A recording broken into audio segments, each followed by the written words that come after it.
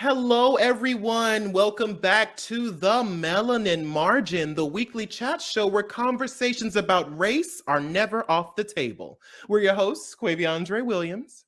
And Daquon Wilson.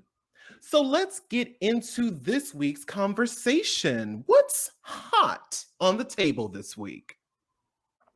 At least 14 historically Black colleges and universities across the country, unfortunately, began Black History Month under lockdown after receiving bomb threats.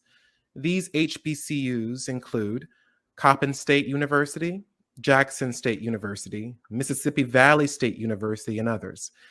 These threats, as Howard University Police Chief Marcus Lye states, have become a drain on institutional and municipal resources and an unnecessary mental burden on individuals trying to learn and work on our campus.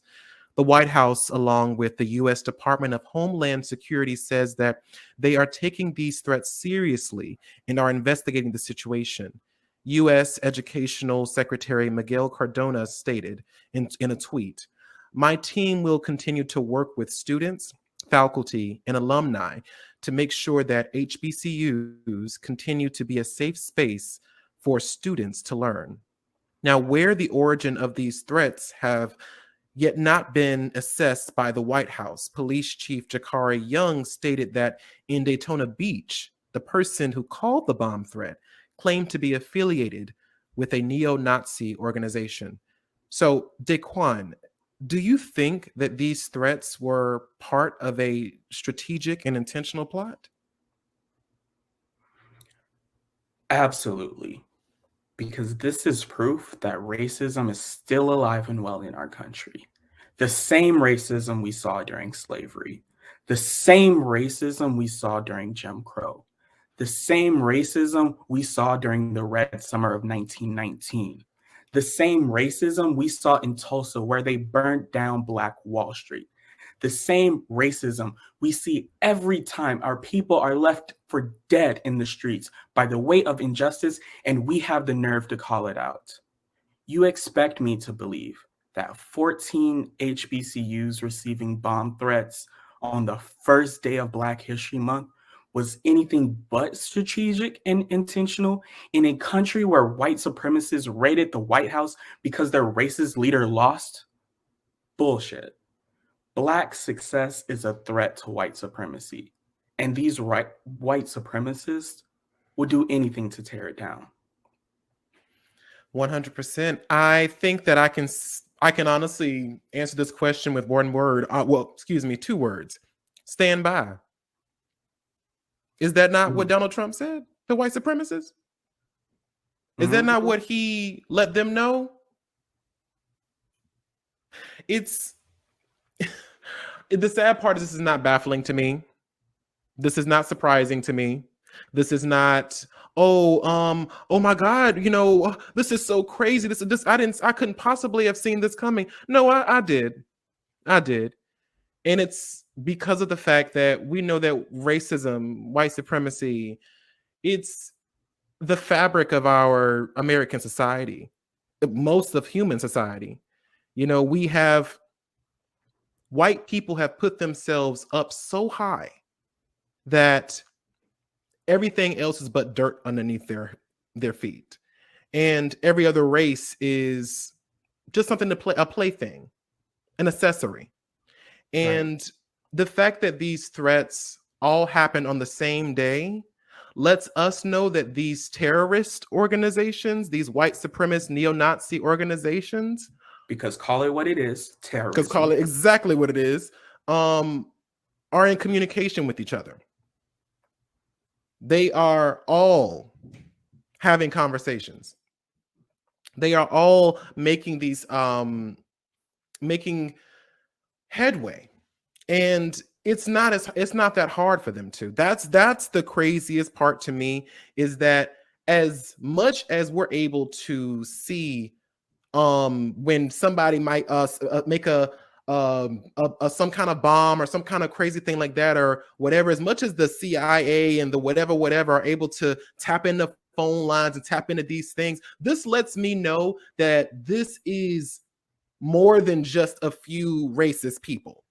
This lets me know very clearly that this is more than just, somebody who's just like, oh, I just don't like black people, or I don't just fuck with black people. No, these are strategic.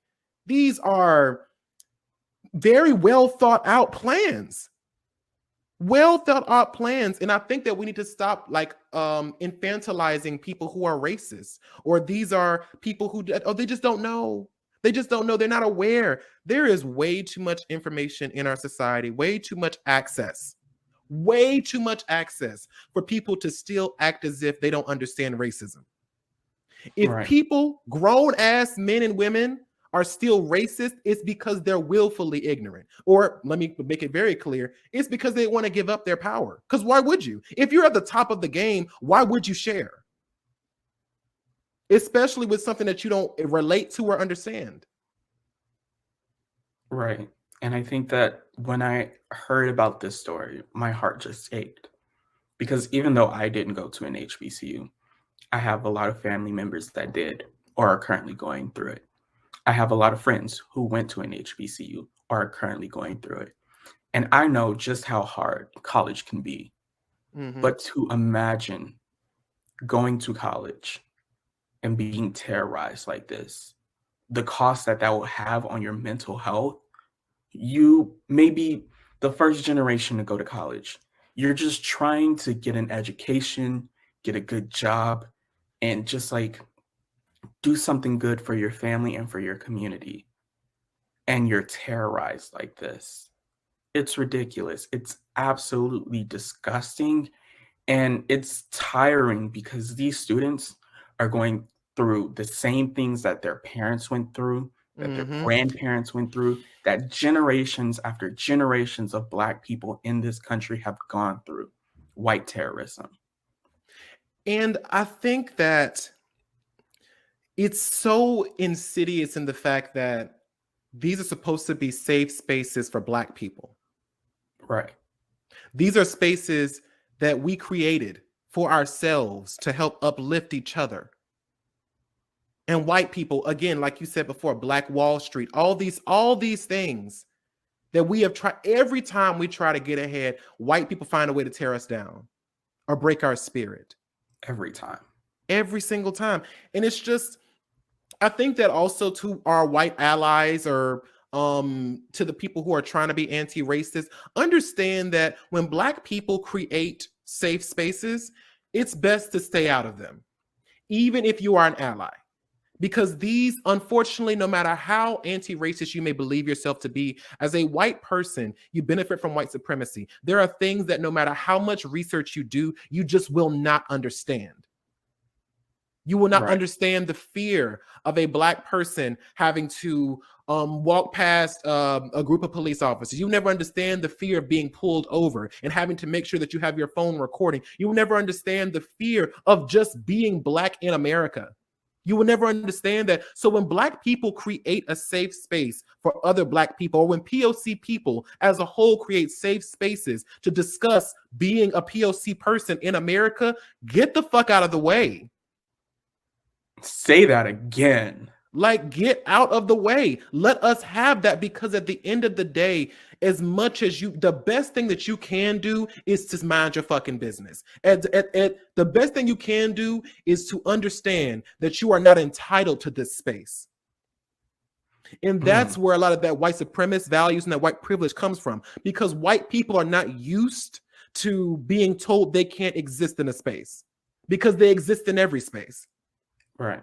So like I said, in this case, these are safe spaces for Black people, and these spaces are being targeted by white supremacists. And the fact that it all happened on the same day, and it all happened under the same organization, it's very telling of the fact that we have not made as much progress as we said we did. Because this is giving very much so Ruby Bridges. It's giving very much so, oh, y'all gonna have your safe space. We're gonna make sure you feel unsafe in that space. We want to make sure you know that your Black space, your Black excellence is unwanted here. Right. That's what it's giving.